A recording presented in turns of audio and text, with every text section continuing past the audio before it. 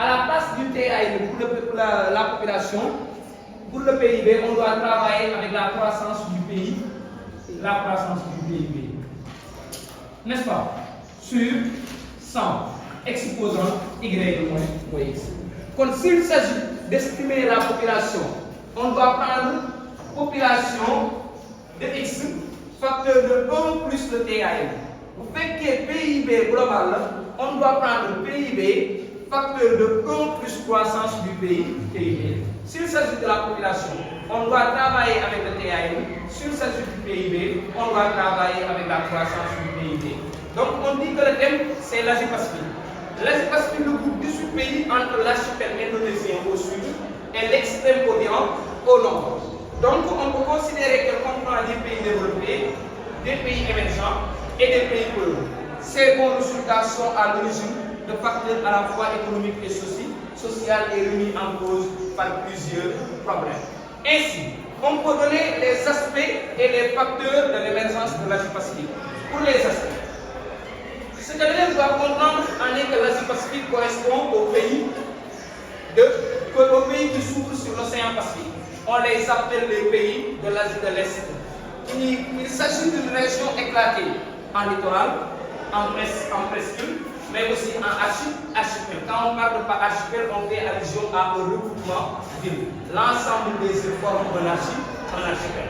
Ainsi, on a dit que l'éclatement de cette région qui donne des zones littorales, des presqu'îles et des archipels, maintenant permettant l'existence de grands ports, des voies maritimes et des aéroports, une bonne position géographique, maintenant qui renforce l'intégration régionale et facilite maintenant les échanges avec les autres régions. L'Asie-Pacifique rassemble deux des trois premières puissances économiques mondiales. Dans l'Asie-Pacifique, on a la Chine, qui est la deuxième puissance économique mondiale, et le Japon, qui est la troisième puissance économique mondiale, des trois premières puissances économiques du monde. Donc dans l'Asie-Pacifique, on a deux des trois puissances économiques mondiales. Mais dans l'Asie-Pacifique, on a aussi les dragons ou les NPI. NPI signifie nouveau pays industrialisé. On a Taïwan. On a Hong Kong. On a Singapour. On a Corée du Sud. Mais aussi, dans l'Asie-Pacifique, on a les dynamiques tigres. Ces dynamiques tigres constituent la Thaïlande. Ensuite, Indonésie. Philippines. Malaisie. Vietnam. Mais aussi, il y a des pays moins avancés comme Corée du Nord. On peut donner Cambodge, on peut donner Bornéo, mais aussi on peut donner le Timor oriental. On peut dire qu'elle est l'une des régions les plus industrialisées du monde, c'est pourquoi l'Asie-Pacifique est appelée l'atelier du monde. Après avoir évoqué ces aspects, d'où nous avons l'Asie-Pacifique qui correspond les pays qui s'ouvrent sur l'océan Pacifique. C'est une région éclatée en archipel, en presqu'île, mais aussi en zone littorale, avec l'existence de grands ports, des huttes, c'est-à-dire de grands aéroports, mais aussi des voies maritimes, une bonne position géographique, avec maintenant une zone qui contient deux des trois premières puissances économiques mondiales, des NPI comme Taïwan, Hong Kong, Singapour, Corée du Sud, des dynamiques comme Malaisie, Thaïlande, Indonésie, Philippines. Mais on peut dire que aussi c'est une zone maintenant qui joue un rôle important sur la scène internationale parce que l'Asie-Pacifique est considérée comme maintenant l'atelier du monde. Quels sont les facteurs de cette émergence? Cette émergence se fonde sur plusieurs facteurs. On peut donner un poids démographique qui est considérable. Pourquoi un poids démographique qui est considérable? La population est très disciplinée. Il respecte la hiérarchie sociale et le sens de l'intérêt national. Donc on peut dire que cette population permet aux entreprises de bénéficier d'une main-d'œuvre abondante, docile et à bon prix. Mais en même temps, cette population constitue un important marché de consommation. Quels sont les facteurs économiques? Les pays de l'Asie-Pacifique ont profité des importations des investissements directs à l'étranger, des délocalisations, du vaste marché de consommation, des énormes ressources naturelles et de l'existence de zones franches industrialisées, c'est-à-dire qu'ils ont aussi développé la haute technologie, mais en même temps, on peut dire que ces pays de l'Asie-Pacifique maintenant ont délocalisé les produits vers les pays voisins.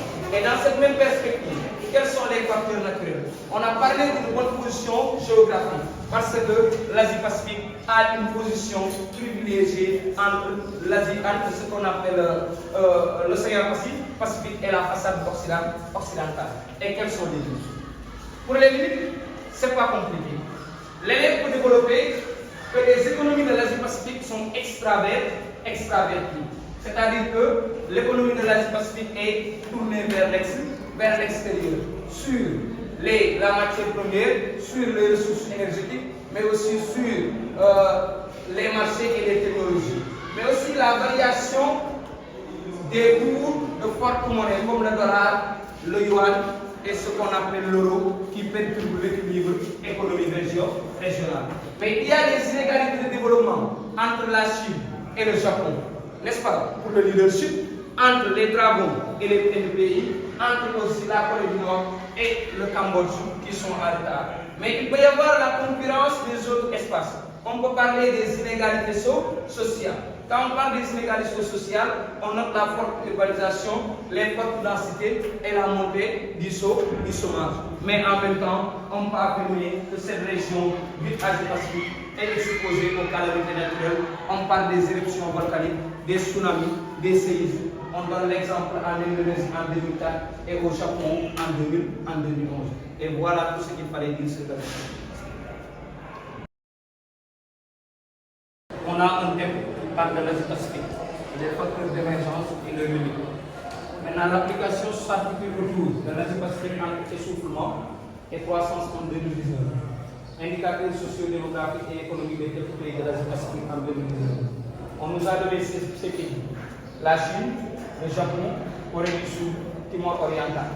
Population, superficie, TAM. Le TAM est exprimé en pourcentage. Le PIB milliard en dollars. La croissance du PIB en pourcentage et l'IDH. Donc, le document a pour source World Population Compact. Maintenant, consiste à calculer le PIB par habitant de chaque pays. Vous vous rappelez de cette formule? Comment on calcule le PIB par habitant? PIB par habitant égale PIB global sur population. Ok. Donc, si vous regardez bien, PIB global sur population, je vais donner un exemple de la Chine. N'est-ce pas? Et vous me dites que le PIB par habitant égale PIB global, c'est-à-dire PIB en milliards de dollars sur la population qui est exprimée en millions d'habitants. Donc, si on a le PIB en milliards pour la Chine qui s'élève à 14 172, mais c'est 14 172 milliards de dollars qui doivent être convertis. Nous n'avons pas de virgule, donc on doit ajouter combien de zéros? 9 zéros, n'est-ce pas? On a 9 zéros. N'est-ce pas? Et la population est déjà exprimée en millions. Mais n'oublions pas que la population chinoise est estimée à 1401 296 000 habitants. C'est-à-dire 1 milliard 401 296 000 habitants. Donc si vous faites la somme, le calcul, vous trouvez le résultat en dollars par habitant. Voilà une façon d'exprimer le PIB par habitant. Ensuite, l'exercice nous demande de tracer le graphique pertinent du PIB par habitant et de l'IDH. Déjà, vous avez les données de l'IDH. Donc, comment on va faire pour trouver le PIB par habitant? On va procéder à la même chose que la Chine. Vous allez calculer pour le Japon, vous allez calculer pour la Corée du Sud et vous allez calculer pour le Timor oriental et vous allez obtenir un graphique en barre ou un graphique en bâton où, pour chaque pays, exemple la Chine, le PIB par habitant doit être collé à l'IDH.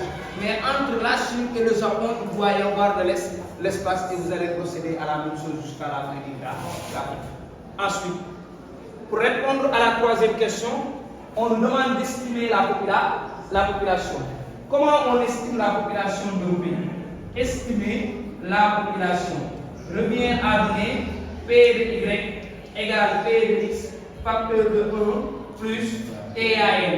Maintenant, exposant Y moins X.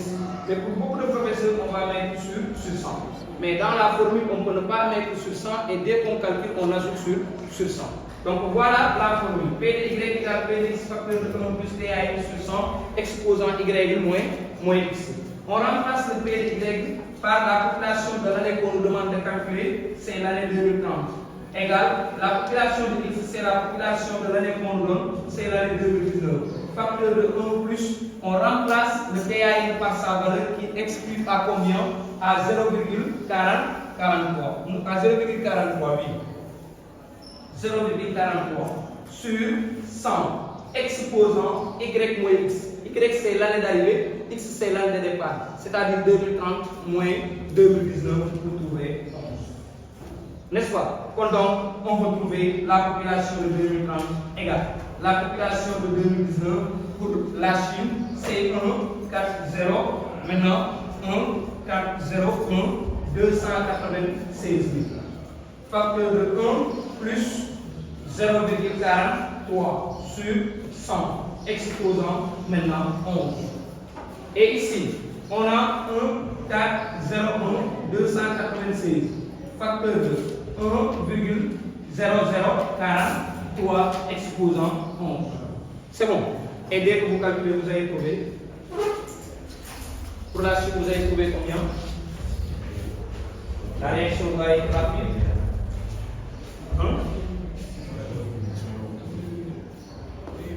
Rapidement, vous calculez. Vite. Pourquoi 14 milliards? C'est 14 milliards. Faites doucement. 1 milliard 401 296. 401 296 000. N'est-ce pas? Facteur de 1,0043 exposant 11. Vous avez trouvé? Vite, vous faites doucement.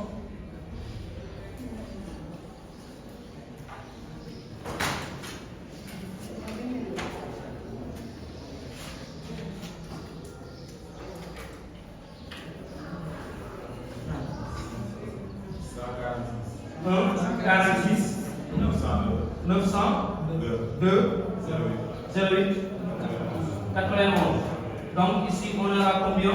1 milliard 469 millions 891 habitants. Regardez, comment est le PAN de la Chine?